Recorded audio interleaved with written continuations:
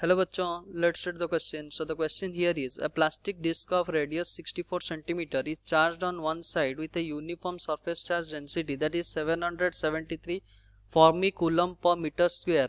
Then three quadrants of the disc are removed.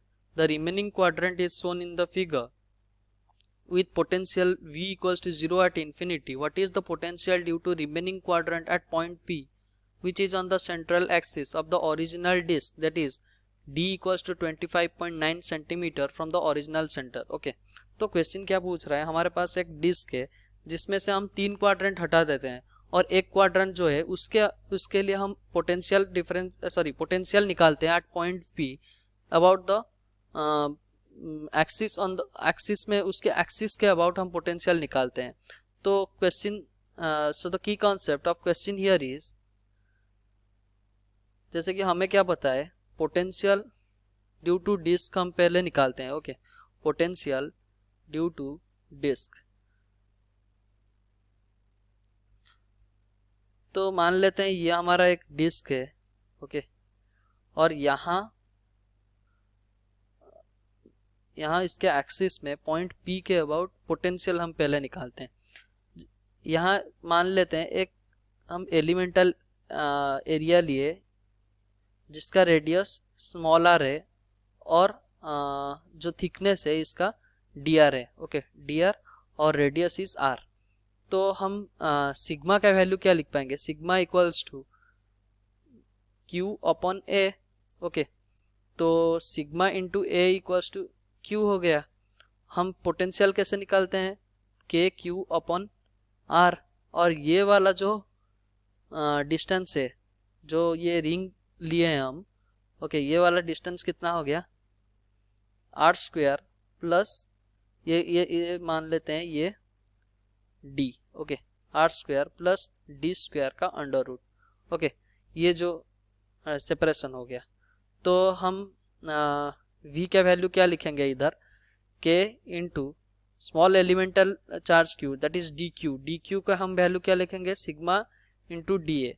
और D A यहाँ से हम क्या बोल पाएंगे, यहाँ डी ए हम बोलेंगे इसका एरिया, जो स्मॉल एलिमेंटल एरिया हम कितना बोलेंगे, 2 pi r d r. Okay, तो k into sigma into 2 pi r d r upon इसका सेपरेशन कितना है, r square plus D square, r square plus D square.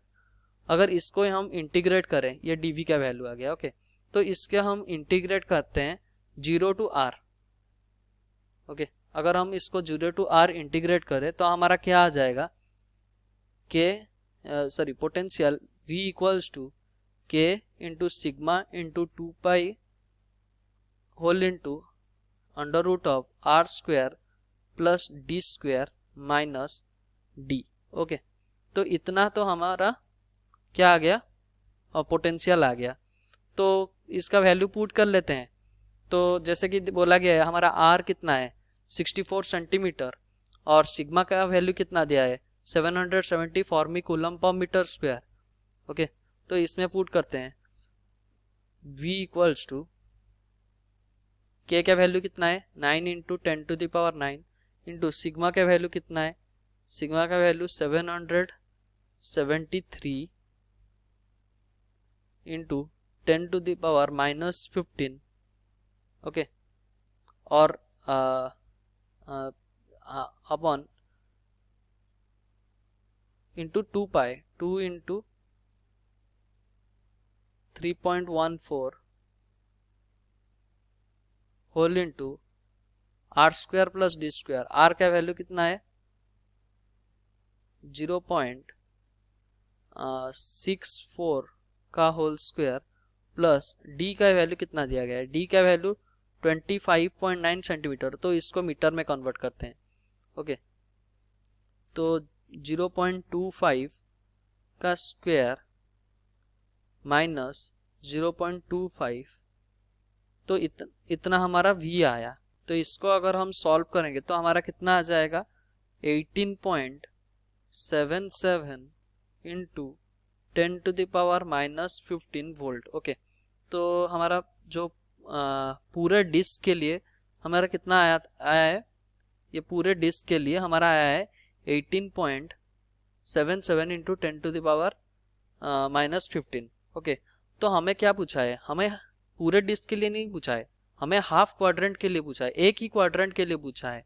Okay sorry, एक ही quadrant के लिए अगर पूछ रहा है तो हमारा जो पोटेंशियल आएगा ये कितने की वजह से आएगा, एक ही क्वाड्रेंट के लिए, तो V/4 हम कर लेंगे, तो equals to 8.77 into 10⁻⁻15 volt upon 4। तो इसका वैल्यू क्या आता है, 4.69 into 10⁻⁻15 volt. So the potential due to the remaining quadrant, ये कितना आ जाएगा, 4.69 इंटू 10⁻⁻15 वोल्ट। ओके, तो हमारा आंसर क्या हो गया, ये वाला हमारा आंसर हो गया। Hope you understood well, best of luck, thank you.